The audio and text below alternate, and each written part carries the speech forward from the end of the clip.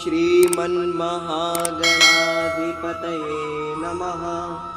लक्ष्मीनारायणाभ्यां नमः। जय श्री कृष्णा दोस्तों, मैं आपका स्वागत करता हूं अपने चैनल पंडित आयुष त्रिपाठी में। जिन्होंने हमारा चैनल सब्सक्राइब नहीं किया है वो जल्दी ही जाकर सब्सक्राइब करिए और बेल आइकन की घंटी भी जरूर दबाइए। दोस्तों, मैंने अपनी पिछली वीडियो में आप दर्शाया था कि हरतालिका तीज मनाने के शुभ दिन और कैसे करते हैं व्रत की पूजा। तो चलिए आज मैं आपको हरतालिका तीज के बारे में बताऊंगा। भारत में हर साल हरतालिका तीज मनाई जाती है। यह त्योहार महिलाएं व्रत रखकर मनाती हैं। इस साल यह त्योहार 21 अगस्त को मनाया जाएगा। इसके लिए महिलाएं पूरी तैयारियां भी कर रही हैं। यह हरतालिका तीज बेहद खास है क्योंकि महिलाएं यह हरतालिका तीज का व्रत अपने पति की दीर्घायु के लिए करती हैं। यह व्रत कुछ करवा चौथ की तरह ही होता है, लेकिन करवा चौथ नहीं है। महिलाएं इस व्रत को 24 घंटे के लिए रखती हैं और इसमें वह जल ग्रहण भी नहीं करती हैं। साथ ही यह व्रत लड़कियां भी रखती हैं। वह लड़कियां जो मनचाहा वर चाहती हैं वह इस व्रत को रखती हैं। कहा जाता है कि हरतालिका का व्रत अगर कोई कुंवारी कन्या रखती है तो उसे मनचाहा पति मिलता है। भाद्रपद मास में शुक्ल पक्ष की हस्त नक्षत्र युक्त तृतीया तिथि को हरतालिका तीज का व्रत रखा जाता है। इस व्रत को रखने की खास विधि होती है। इस व्रत में महिलाएं पूरी रात भर भजन और कीर्तन की आकृति है। घरों में इस दिन एक अलग ही माहौल होता है। इस बार हरतालिका तीज सुबह 5:55 से सुबह 8:30 तक मनाई जाएगी। यह समय तीज मनाने का बहुत ही शुभ समय है। हरतालिका तीज की पूजा शाम के समय 6:55 से रात 9:07 तक करना बहुत अच्छा माना जाएगा। अगले दिन सूर्य उदय पर यह व्रत खत्म हो जाएगा।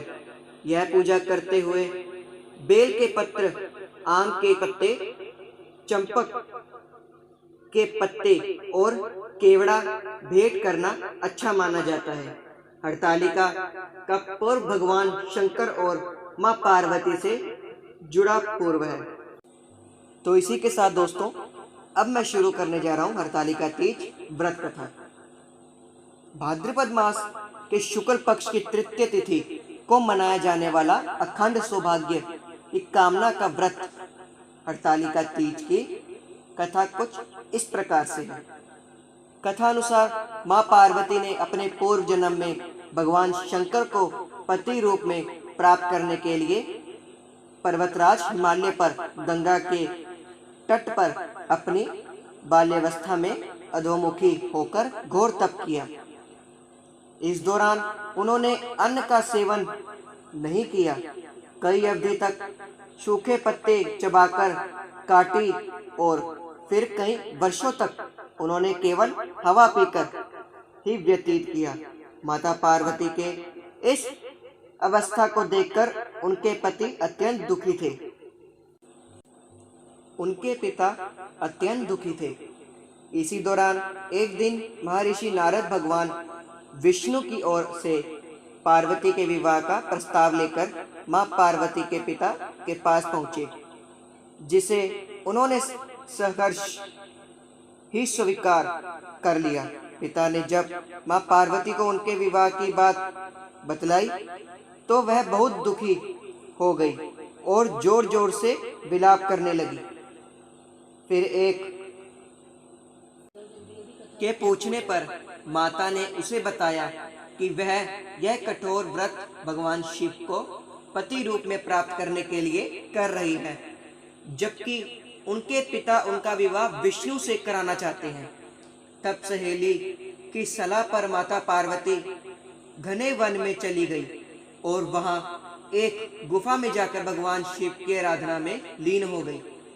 भाद्रपद तृतीय शुक्ल के हस्त नक्षत्र को माता पार्वती ने रेत से शिवलिंग का निर्माण किया और भोलेनाथ की स्तुति में लीन होकर रात्रि जागरण किया।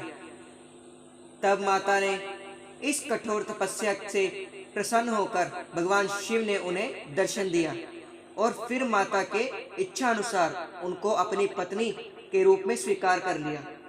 मान्यता है कि इस दिन जो महिलाएं विधि विधान पूर्वक और पूर्ण निष्ठा से इस व्रत को करती हैं, वह अपने मन के अनुरूप पति को प्राप्त करती हैं। तो इसी के साथ दोस्तों हमारी ये कथा हरतालिका तीज संपूर्ण होती है और अब मैं अगली वीडियो लेकर आऊँगा गणेश चतुर्थी के ऊपर।